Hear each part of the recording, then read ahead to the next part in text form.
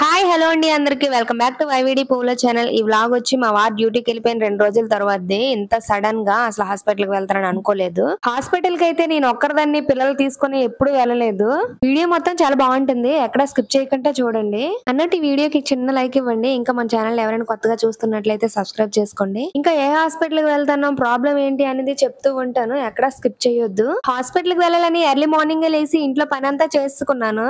Tiffin కూడా ready చేశాను. ఇంకా మధ్యాహ్నం అయితే లంచ్ కూడా ప్రిపేర్ చేస్తాను. ఏ టైం కి వస్తామో ఏమనేసి, మళ్ళీ లేట్ అయితే ఇంటికి వచ్చేసరికి ఆకలి అనేసి అని అంటారు పిల్లలని. ఎప్పుడైనా బయటికి వెళ్తే ఇంట్లో అన్ని ప్రిపేర్ చేసుకుని వెళ్తాను. మధ్యాహ్నం గట్ట వండేస్తాను, ఎందుకంటే మనకు తెలియకంటే బయటికి వెళ్తే అసలు టైర్డ్ అయిపోతాము ఇంటికి వచ్చేసరికి. సో అందుకనే ఇంట్లో అన్ని రెడీ చేసుకుని వెళ్తూ ఉంటాను నేను. ఎందుకే హాస్పిటల్ కి ఎందుకు వెళ్తాను అంటే, మా చిన్నోడికి నాకు ఇద్దరికి ప్రాబ్లమే.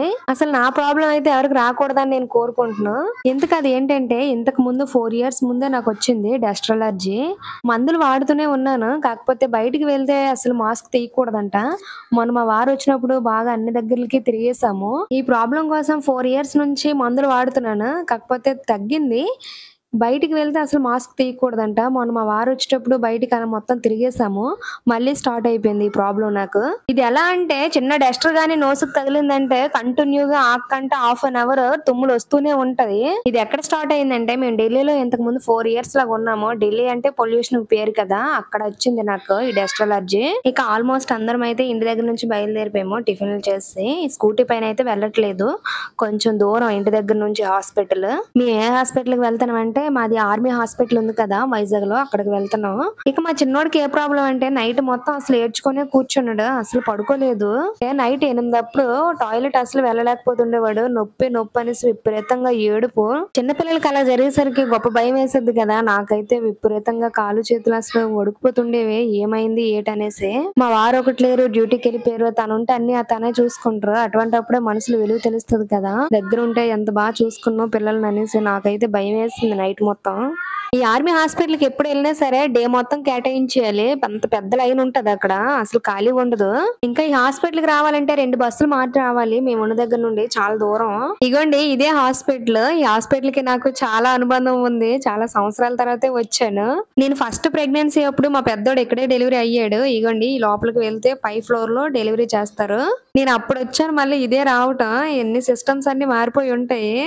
ఇప్పుడు చిన్నపిల్లలకు చూపిస్తాను కాబట్టి అటు సైడ్ వెళ్ళకూడదు. ఇగోండి తిన్నగా వెళ్ళి ఇగో అటు సైడ్ తిరిగితే అక్కడికి వెళ్ళాలన్నమాట పిల్లలకి. మేము లోపలికి వెళ్ళి అయితే ఓపీడీ ర్యాపించేసుకున్నాం. మేమే ముందు వచ్చాం కదా అనేసి అనుకున్నాం, కానీ మాకంటే చాలా ఎక్కువ మంది వచ్చారు. మా నెంబర్ వచ్చి నాది 125, మా చిన్నోడిది 120 నెంబర్. మా నెంబర్ వచ్చేసరికి దగ్గర 2 hours పట్టుద్ది. అందుకోసమని బయట పార్క్ ఉంటే అక్కడికి వచ్చి కూర్చున్నాము. ఈ హాస్పిటల్ లోపలికి అయితే ఎవరిని అలౌ చేయరు, ఓన్లీ కార్డు పైన నేమ్స్ ఉన్న వాళ్ళని మాత్రమే అలౌ చేస్తారు లోపలికి. నా ప్రెగ్నెంట్ టైం అప్పుడు అయితే మా అమ్మ ఈ పార్క్ లో కూర్చొంతమన్నా సరే ఇక్కడ ఉన్నిచ్చేవారు కాదు. మా చిన్నోడి నెంబర్ అయితే ఫస్ట్ వచ్చింది. వాడికి బ్లడ్ టెస్ట్ యూరిన్ టెస్ట్ చెయ్యాలని చెప్పారు, ఇన్ఫెక్షన్ గట్ట వచ్చిందేమో అనేసి. ఎంత మంచోడో చూడండి, బ్లడ్ టెస్ట్ ఎంత చక్కగా చేసుకుంటాడు. నాకు ఇంజెక్షన్ అంటే ఎంత భయం అంటే, ఇప్పటికీ కూడా ఒక్కరిదాన్ని వెళ్ళి ఇంజెక్షన్ చేయించుకోలేను, అంత భయం.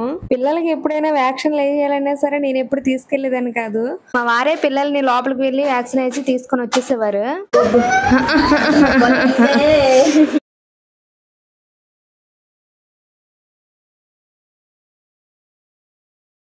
ఉండడమే చాలా వీక్ గా ఉంటాడు చూడండి, అసలు ఆడలేదు. 2 చేతులకు కూడా గుచ్చేసి బ్లడ్ అయితే తీసేశారు. మా ఇంట్లో అందరికంటే ఈడే యాక్టివ్ గా ఉంటాడు. వాడికి 1 or 2 జ్వరం ఉన్నా సరే వాడికి జ్వరం ఉన్నట్టు తెలియదు, అంత హుషారుగా ఉంటాడు. ఈ బ్లడ్ యూరిన్ తీసాక పైకి పంపించారు 3rd floor కి.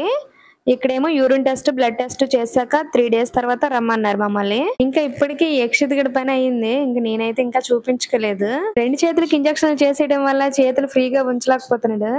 బ్లడ్ అయితే షర్ట్ మీద కూడా తుల్లిపోయింది వీడికి. ఇంకా 3 days కోసం అయితే సిరప్స్ టాబ్లెట్స్ ఇచ్చారు వీడికి. మళ్ళీ 3 days తర్వాత రమ్మన్నారు. ఈ బ్లడ్ టెస్ట్ యూరిన్ టెస్ట్ లో రిపోర్ట్స్ లో ఏమొస్తుంది, దాని తర్వాత డెసిషన్ తీసుకుంటాం. ఒకవేళ ఆపరేషన్ గట్ట పడుతుందా లేకపోతే ఇన్ఫెక్షన్ గట్ట ఏమైనా వచ్చిందా అని తెలుస్తుంది అని చెప్పారు. ఇంకా వీడి పని అయిపోయింది. నేను చూపించుకుందాం అనేసరికి లంచ్ టైం అయిపోయింది. లంచ్ కి వెళ్ళిపోయారు డాక్టర్స్ అందరూ. అప్పటికి పిల్లలకు కూడా ఆకలి ఆకలి అంటారు అనేసి క్యాంటీన్ అక్కడ ఉంటే క్యాంటీన్ లో అయితే తినేస్తాము. లంచ్ టైం కి ఇంటికి వెళ్ళిపోతామేమో అనేసి అనుకొని ఇంటి దగ్గర కూడా వండేసాను, మరి ఇక్కడ లంచ్ తినేస్తాము. లంచ్ అయిపోయాక ఒక హాఫ్ అన్ అవర్ తర్వాత నేను కూడా చూపించుకున్నాను. నా కోసం డాక్టర్లు ఏమన్నారంటే, నేను ఇంతకు ముందు వాడిన మందులే ఇచ్చారు నాకు కూడా, కానీ ఒక మాట చెప్పారు, ఇలా కంటిన్యూగా మందులు గాని వాడితే మాత్రం నోస్‌కి ఆపరేషన్ పడతదని చెప్పారు. దీని డోస్ ఎంత తగ్గించుకుంటే అంత మంచిదని చెప్పారు. లేకపోతే ఆపరేషన్ పడే అవకాశాలున్నాయని చెప్పారు నోస్‌కి. ఈ ప్రాబ్లమ్ ఎటువంటిదంటే సమ్మర్ సీజన్‌లో పర్వాలేదు కానీ కొంతలో కొంత వింటర్ సీజన్‌లో అయితే అసలు ఉండలేము. చలి వల్ల ఇంకా ఎక్కువగా తేమ గట్టా ఉండటం వల్ల ఎక్కువగా ఇంకా తుమ్ములు ఎక్కువొస్తాయి. ఊపిరి అందదసలు. నాకైతే ఇలా చెప్పారు. దీన్ని తగ్గించుకోవాలంటే కంటిన్యూ మాస్క్ ఉంచాలని చెప్తున్నారు. మరి చూడాలి. ఇక నుండి కంటిన్యూగా మాస్క్ పెట్టుకోవడానికే నేనైతే ట్రై చేస్తాను. ఇంక దాని తర్వాత ఏమో మరి. మేము నడుస్తున్నాం కదా! అదే ఎంట్రన్స్ అన్నమాట ఈ హాస్పిటల్‌కి.